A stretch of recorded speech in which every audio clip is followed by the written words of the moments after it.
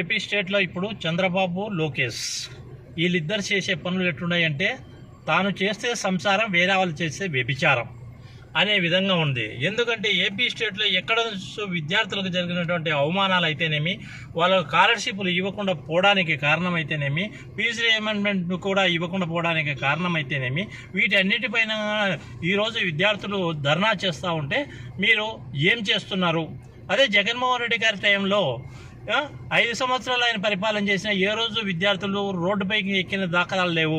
మరి మీ దాంట్లో ఎందుకు చేస్తున్నారు? తల్లికి వందనం అంటారు, వాళ్ళకు ఒక్కొక్కరికి ఒక్కొక్క పిల్లకు ఒక పిల్లోనికి వచ్చేసేసి 15,000 అన్నారు. మీరు ఇచ్చింది ఎంత? 13,000.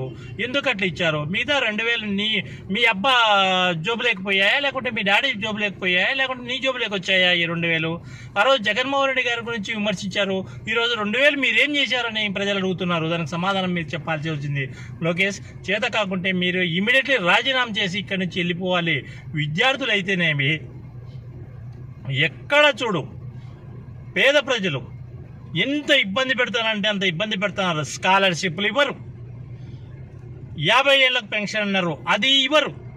మీరు ఎక్కడ పోయినా విద్యార్థులకు వినాశనాన్ని కోరుకుంటున్నారు. మీరు ప్రైవేటు సంస్థలనే మీరు ఎక్కువ మటుకు ఆహ్వానిస్తున్నారు తప్ప ఈ గవర్నమెంట్ స్కూళ్ళు కానీ, కాలేజీలు కానీ, పేద ప్రజలను కానీ వాళ్ళ ఎడ్యుకేషన్ గురించి కానీ మీరు పట్టించుకోరు. ఎంత వాళ్ళని అనగదొక్కితే అంత ప్రైవేట్ కాలేజీలు ఎక్కువైతాయి. వాళ్ళ దగ్గర నుంచి వచ్చే అమౌంట్లు చాలా ఎక్కువ మీ జోబులు నింపుకోనికి, మీ సంచులు నింపుకోనికి పనికొస్తాయి తప్ప వేరే ఆలోచన అయితే లేదు.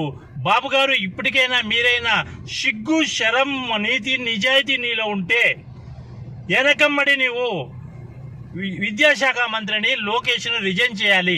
దానికి బాధ్యత నువ్వు తీసుకోవాలి.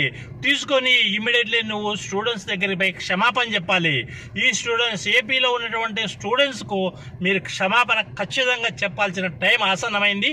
లేకపోతే మీరు చేసే అవగాహన కోసం రేపు మాపు గడపకు పోతామంటున్నారు. మరి ఏమని భిక్షయాడడానికి పోతున్నారా మీరు గడపకు? మీరు చేసేటువంటి దొంగతనాలు, మీరు నింపుకునేటువంటి సంచులు, డబ్బులన్నీ ఏమైనాయి బ్రదర్? ఇవన్నీ మీరు ఏం చేస్తున్నారు? ఎక్కడ సింగపూర్లో, ఆస్ట్రేలియాలో, అమెరికాలలో మీరు ఏమన్నా దాంట్లో దాచి పెడుతున్నారా? ప్రజలకు మోసం చేయొద్దు. మీ నాశనం కోరుకుంటారు.